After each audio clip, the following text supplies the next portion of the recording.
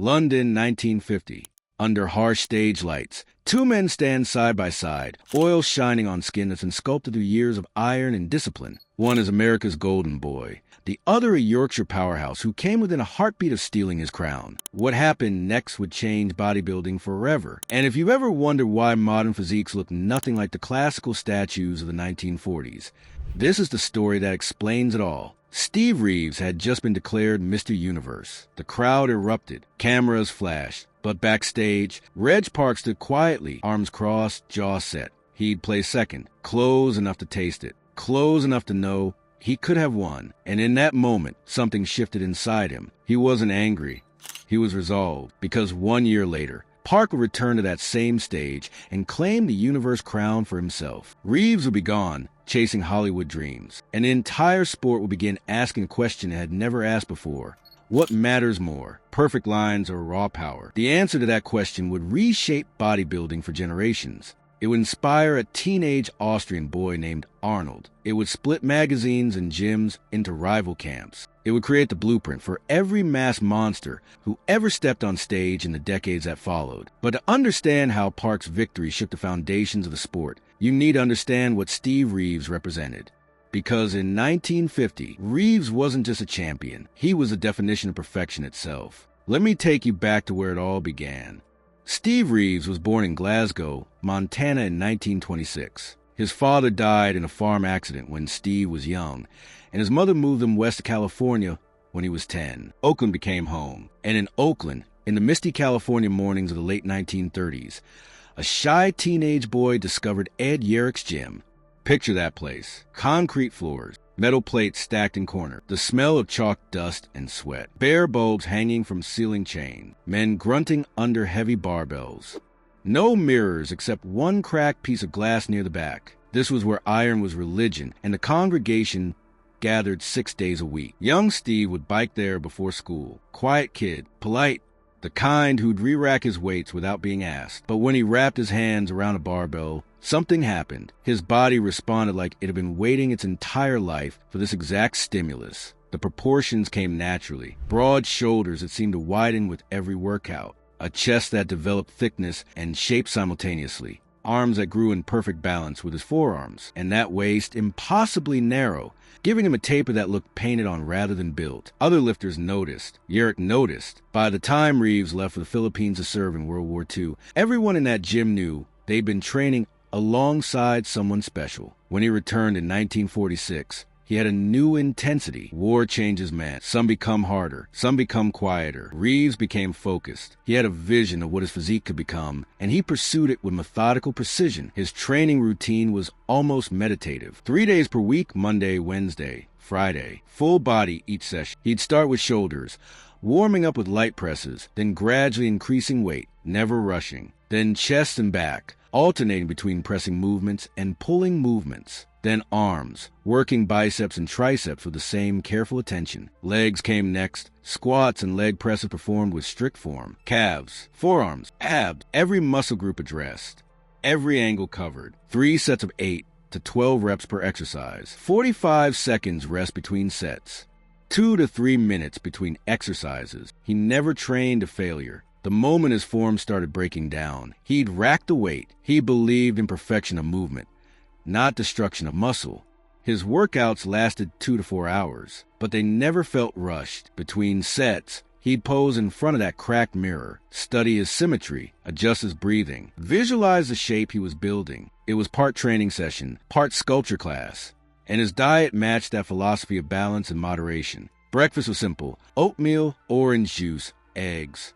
Sometimes goat's milk, which he preferred because it was easy to digest. Lunch might be a large salad with swordfish or grilled chicken, some cottage cheese, fresh fruit. Dinner similar, maybe beef instead of fish, always vegetables, always clean, nothing extreme, nothing complicated. No supplements beyond basic vitamin. Just real food, 3 meals a day, eaten slowly and mindfully. He believed the body was a temple, and you don't fill a temple with garbage. By 1947, he won Mr. America. The judges gave him a perfect score, every proportion ideal, every muscle group in harmony. The audience gave him a standing ovation that lasted 3 full minutes. In 1948, he won Mr. World. The photographs from that contest show a man who looks like he stepped out of ancient Greece. Classic, timeless, perfect. And in 1950, he traveled to London for the first official NABBA Mr. Universe contest. He was 24 years old. He was in the best shape of his life, and he was, by every measure, untouchable. The magazine said so. The judges believed it. The other competitors accepted it. Steve Reeves was the pinnacle of what the human body could achieve, the gold standard, the final form. But 800 miles away in Leeds, England, a different kind of man was discovering that iron could be something else entirely. Reg Park didn't come from California sunshine. He came from Yorkshire rain. Born in Leeds in 1928, 2 years after Reeves. His father worked hard. His mother kept the family together. Young Reg played football for Leeds United's reserve team. Fast kid, strong kid, loved the competition. But at 16, everything changed. His friend David Cohen invited him to a local gym. Not one of those fancy California places. This was a basement, damp walls, rusted weights, a single barbell, and a few dumbbells. But when Park picked up that barbell for the first time, he felt something Reeves had felt years earlier in Oakland. The difference was what they felt drawn toward. Reeves loved the aesthetic. Park loved the struggle. Reeves wanted to build beauty. Park wanted to build power. He started training obsessively. Not to look good at first, just to get stronger. Every week, he'd try to add weight to the bar. Every session, he'd push himself harder. He wasn't thinking about proportions or symmetry. He was thinking about how much iron he could move. After serving in the British Army as a physical training instructor in Singapore, Park returned to England in 1948. That year, he bought a ticket to the NABBA Universe contest. Sat in the audience. Watched John Grymek defeat Steve Reeves under hot stage lights. The theater was electric. The poses were masterful. The judge's decision was clear. And Park sat there, clapping along with everyone else. But inside his mind, a thought crystallized. One day, that will be me. Not because he wanted fame. Not because he wanted magazine covers. Because he wanted to prove that strength mattered. That power had value. That you could build a physique on the foundation of brutal, heavy training and stand alongside the aesthetic masters. He won Mr. Britain in 1949, his first major title. The judges weren't quite sure what to make of him. He didn't have Reeves' flowing line. His waist was thicker. His muscle bellies were denser. He looked less like a statue and more like a fortress. But he was undeniably impressive. The kind of physique that made you think twice before arguing with him. Then Mr. Europe in 1950. Again, the judges hesitated. This wasn't the classical ideal, but it was something powerful, something new, something that demanded attention. His training was the opposite of Reeves' approach. Where Reeves did high volume with moderate weights, Park did low volume with crushing weights. 5 sets of 5 reps became his trademark. Heavy squats, heavy bench press, heavy rows, heavy overhead press, compound movements, progressive overload. Simple but brutal. He'd walk into his gym in Leeds on a Monday morning. Cold air, metal bar waiting. He'd load it with 315 pounds for bench press. 5 reps, rest. 5 more reps, rest. Again and again and again until his chest and shoulders and triceps were screaming. Then he'd move to squats. 405 pounds. 5 reps, over and over, grinding through each rep with gritted teeth and chalk-covered hands. His philosophy was elegantly simple. If you want to get bigger, get stronger first.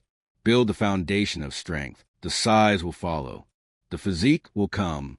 And his diet matched that intensity. Steak for lunch. Steak for dinner. Eggs by the dozen. Whole milk by the pint. Potatoes. Rice. Salads. Yes, but not small ones. Large vegetables portions to fuel the heavy training. Nothing fancy. Just dense, calorie-rich whole foods designed to build mass and power. His kitchen didn't smell like goat's milk and swordfish. It smelled like frying beef and black coffee. Working-class fuel for working-class training. By late 1950, Park was ready. He'd added 20 pounds of muscle in 2 years. His chest had thickened. His back had widened. His legs had become massive. He didn't look like Reeves. He looked like something the sport had never quite seen before. And that's when their paths finally crossed on the same stage. The 1950 NABBA Mr. Universe in London, September. The theater sold out weeks in advance. This wasn't just another contest. This was history. The first official universe under NABBA sanctioning. Competitors from across Europe and America. Flash bulbs popping. Reporters scribbling notes. The entire physique world watching. Backstage before prejudging, the atmosphere was thick with tension and oil and nervous energy. Competitors pumping up with light dumbbells, practicing poses in whatever space they could find, adjusting their trunks, checking their tans under harsh fluorescent lights. And in one corner, Steve Reeves. Calm. Practice. He'd been here before mentally. This was just another stage, another opportunity to show the world what perfection looked like. He ran through his posing routine in his mind. Front double biceps, side chest, back lat spread. Each transition smooth. Each pose held just long enough. 30 feet away, Reg Park. Intense, focused, muscles pumped so hard they looked ready to burst through his skin. This wasn't just another contest for him. This was validation. This was proving that his way, the strength first way, could stand alongside the classical masters. They made eye contact once. Brief, respectful, a small nod exchange. Two men about to go to war, acknowledging each other before the battle. The prejudging lasted hours. Every competitor compared from every angle. But everyone in that theater knew it was really coming down to two men. The judges kept calling Reeves and Park back out. Side by side, front poses, back poses, quarter turns. The contrast was striking. Reeves looked like he'd been carved by Michelangelo. Every line flowing, every muscle perfectly balanced. His waist so small it seemed impossible. His shoulders so broad they created a taper that defied geometry. When he hit a front double biceps, the audience gasped. It was beauty personified. Park looked like he'd been forged in a foundry. Thick slabs of muscle stacked on top of each other. His chest jutted out like a shelf. His back spread wide and deep. His legs were pillars. When he hit a front double biceps, the audience went quiet. It was power personified. The judges whispered among themselves, pointed, debated. Some clearly favored Reeves' classical proportions. Others were drawn to Park's raw mass. The decision was not easy. Nothing about this was easy. When the final results came that evening, the theater was so quiet you could hear the rustling of programs in the audience. Overall, Mr. Universe. Steve Reeves, United States of America. The crowd erupted. Photographers rushed forward. Reeves raised his arms in victory, that famous smile beaming. The golden boy still golden. The king still wearing his crown. Magazines would run that victory photo for months. The perfect physique winning the perfect title. But when they announced the tall class placings, something interesting happened. First place, Steve Reeves. Second place, Reg Park. And the applause that followed Park's name was almost as loud as what Reeves received, because everyone who was there understood what they'd witnessed. This wasn't a clear victory. This was a razor-thin decision. This was the aesthetic ideal barely, just barely, holding off the strength ideal. Backstage afterward, chaos and celebration and quiet disappointment all mixed together. Reeves surrounded by well-wishers and photographers. Flash bulbs popping. Handshakes and congratulations. He'd earned it. No question. The judges made the right call by the standards of the time. But in a quieter corner, Reg Park stood with a few friends. He shook hands with those who approached, accepted their consolations gracefully. But his face wasn't showing disappointment. It was showing something else. Determination. Fire. A quiet resolve that everyone who saw it would remember years later. He'd come within inches of the crown. One judge's preference. One small detail. One slight edge in symmetry versus mass. That's all that separated him from victory. And he knew, standing there in that moment, exactly what he needed to do. For the next 12 months, Reg Park trained like a man possessed. Every workout was a declaration. Every set was a promise. Every rep was preparation for the return. He added more weight to his squats, more weight to his bench, more weight to everything. He ate more. He rested more. He studied his weak points and attacked them with brutal efficiency. His friends worried he was overtraining. His training partners wondered if he was pushing too hard. But Park didn't care about their concerns. He had a singular focus: return to London in 1951 and claim what should have been his. Meanwhile, 800 miles away in California, Steve Reeves was moving on with his life. The Mr. Universe title had done exactly what he hoped. Hollywood noticed. Producers called. Acting teachers took him on as a student. He moved to New York briefly to study method acting, then back to Los Angeles for screen tests and meetings. The physique world was too small for what he could become. He had the face. He had the body. He had the presence. He could be a movie star. Why keep competing on stages for trophies when he could perform on screens for millions? By early 1951, Reeves announced his retirement from competitive bodybuilding. He was done. He'd proven everything he needed to prove. 3 major titles, countless magazine covers, the respect of every lifter in the world. It was time for the next chapter. But for Reg Park, the chapter was just beginning. The 1951 NABBA, Mr. Universe in London, another packed theater, another autumn evening, another collection of the world's best physiques. But this time, the landscape had fundamentally shifted. Steve Reeves wasn't competing. The throne was empty, and multiple contenders believed they could claim it. But when Reg Park walked onto that stage, something was immediately different. He'd added another 10 pounds of muscle. His chest was thicker. His back was wider.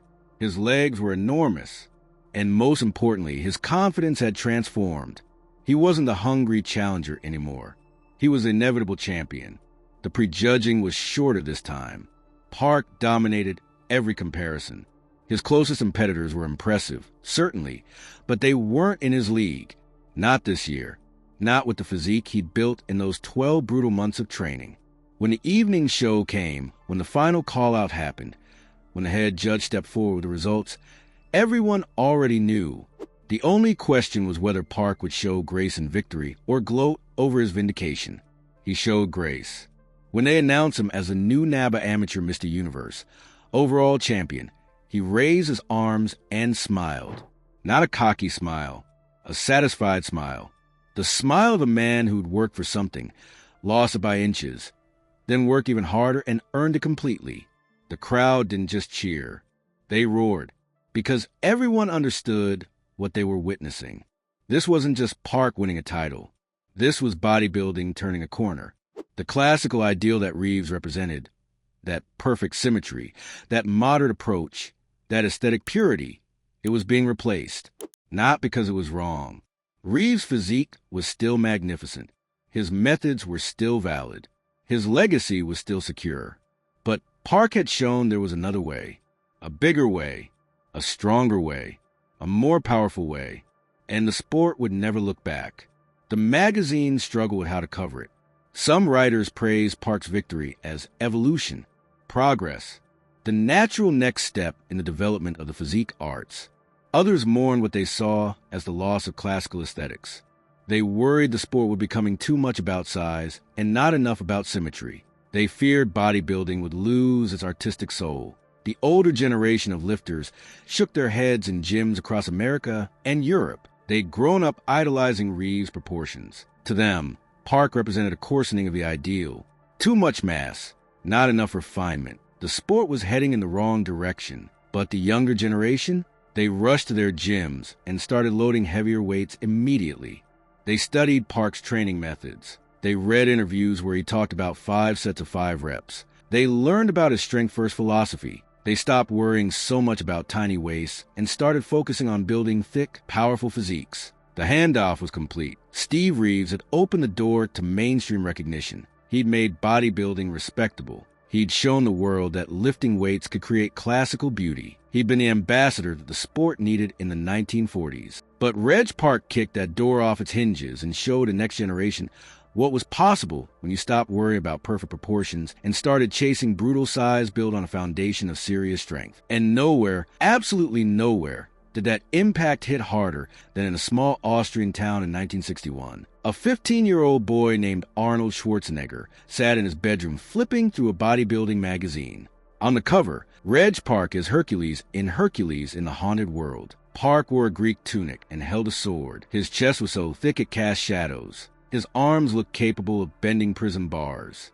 His legs were tree trunks. This wasn't physique. This was a monument to human potential. Arnold stared at that cover for a long time. He'd seen Steve Reeves in movies. Reeves was impressive, certainly. Classical, beautiful. But this This was something else. This looked like real power. This looked like someone who could actually perform the feats of Hercules, not just pose prettily in a costume. In that moment, Arnold's future crystallized. He didn't want to look like Steve Reeves. He wanted to look like Reg Park. No, he wanted to look even bigger than Reg Park. He wanted to push the limits of what the human body could achieve. He wanted to become a mass monster built on heavy iron and brutal discipline. He wrote Park a letter, a teenage boy in Austria writing to his idol in England, asking for training advice, asking about routines and diet and how to build that kind of size.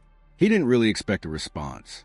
Famous people don't usually write back to unknown kids, but Reg Park did. He responded with detailed advice. Train heavy on basic movements. Squats, bench, rows, deadlifts, presses. 5 sets of 5 reps. Progressive overload. Eat big to get big. Stay consistent. Be patient. The size will come. Arnold followed that advice religiously. And when he finally met Park in person years later, when they trained together in the UK and South Africa during the mid-1960s, it was like a masterclass in iron brutality. Park taught Arnold his calf training secrets, brutal high rep sets that left your lower legs screaming. He taught him how to mentally prepare for heavy squats, how to approach the bar with confidence rather than fear. He taught him that bodybuilding wasn't about looking good in photos. It was about building physique that could dominate any stage. Everything Arnold became, every Mr. Olympia title he won, every statue-sized physique he built throughout the 1970s, it started with that magazine cover of Reg Park. The lineage was direct and undeniable. Park didn't just defeat Reeves on stage in that symbolic 1951 victory. He defeated Reeves' entire philosophy.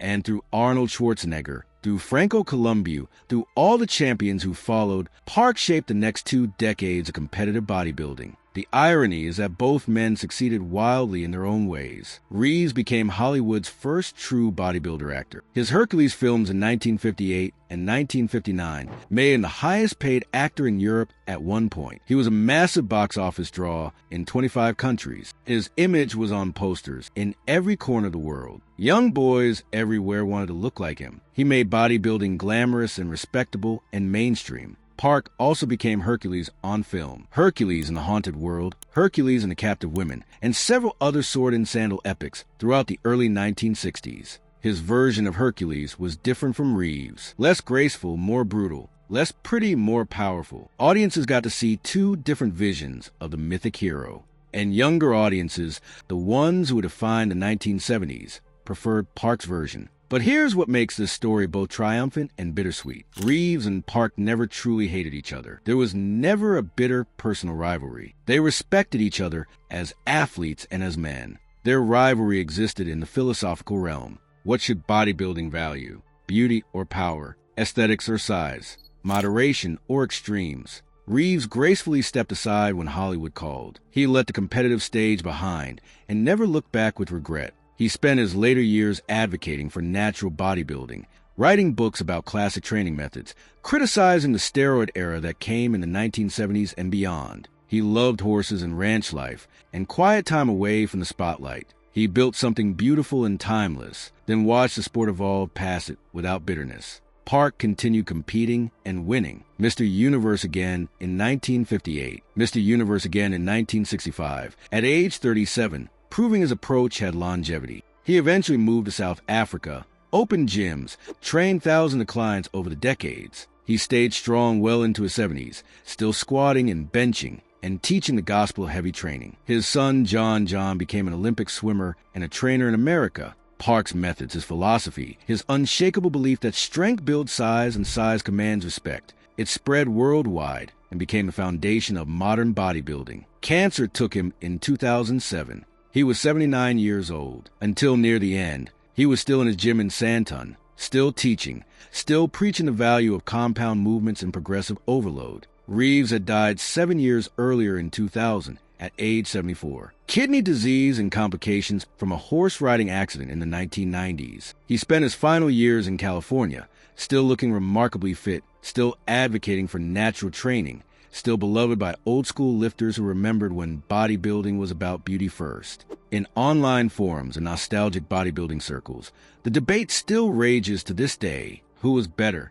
Reeves or Park? The classical ideal or the mass ideal? Perfect proportions or impressive thickness? Old-timers argue for Reeves. He had better line, more aesthetic, more timeless. If you showed 100 people photos of both men, more would say Reeves looked better. Younger lifters argue for Park. He was more impressive, more muscular, more the image of what bodybuilding became. He inspired Arnold, and Arnold defined an entire era. Both answers are right. Both men were incredible. Both men left legacies that still influence the sport today. But only one shaped the future direction of competitive bodybuilding. Only one showed the next generation that bigger was possible. Only one convinced Arnold Schwarzenegger that the classical ideal could be surpassed. Because when Reg Park walked off that stage in London in 1951 with the Mr. Universe crown finally in his grasp, he didn't just win a title. He didn't just vindicate his 1950 loss. He declared that bodybuilding could be more than beauty. It could be power made visible. It could be mass sculpted through brutal heavy training. It could be strength transformed into size. Steve Reeves showed the world what perfection looked like according to the classical standards inherited from Greek statues and Renaissance paintings. Reg Park showed the world what possibility looked like when you stopped accepting limits and started chasing the extreme edges of human muscular development. Reeves made bodybuilding acceptable. Park made it ambitious. Reeves made it beautiful. Park made it powerful. Reeves built a foundation. Park built an empire. And here's the truth that matters most for anyone who trains with iron today, who loads a barbell and dreams of building something impressive. Without their rivalry, without that close 1950 decision,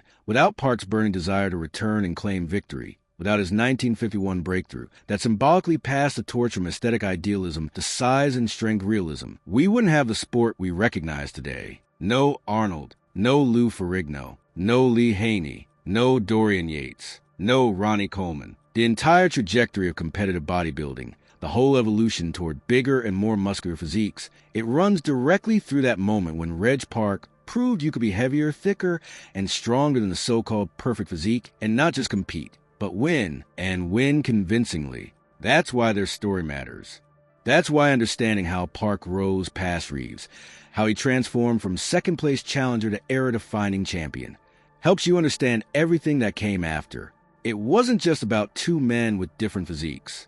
It was about two visions of what the human body could become, two philosophies of training, two approaches to the iron, and the vision that promised more, the one that said you could keep pushing past the classical limits, the one that said strength builds size and size commands respect.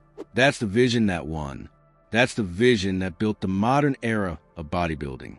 So the next time you see a 250-pound mass monster on an Olympia stage, remember where it started.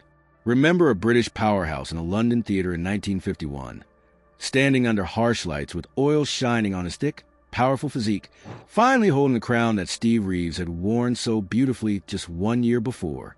The crown that represented the pinnacle of physique achievement. The crown that Reg Park wore not with grace, but with power. The golden boy opened the door and showed the world that bodybuilding could be mainstream. The Iron King showed us what lay beyond that door. He showed us that beauty could be redefined, that standards could evolve, that the impossible could become possible through brutal training and unwavering discipline. Steve Reeves won the first great battle of aesthetics versus mass. Reg Park won the war for the future of bodybuilding. And we're all still living in the world that war created. The marble statue gave way to the iron monument. And bodybuilding has never looked back.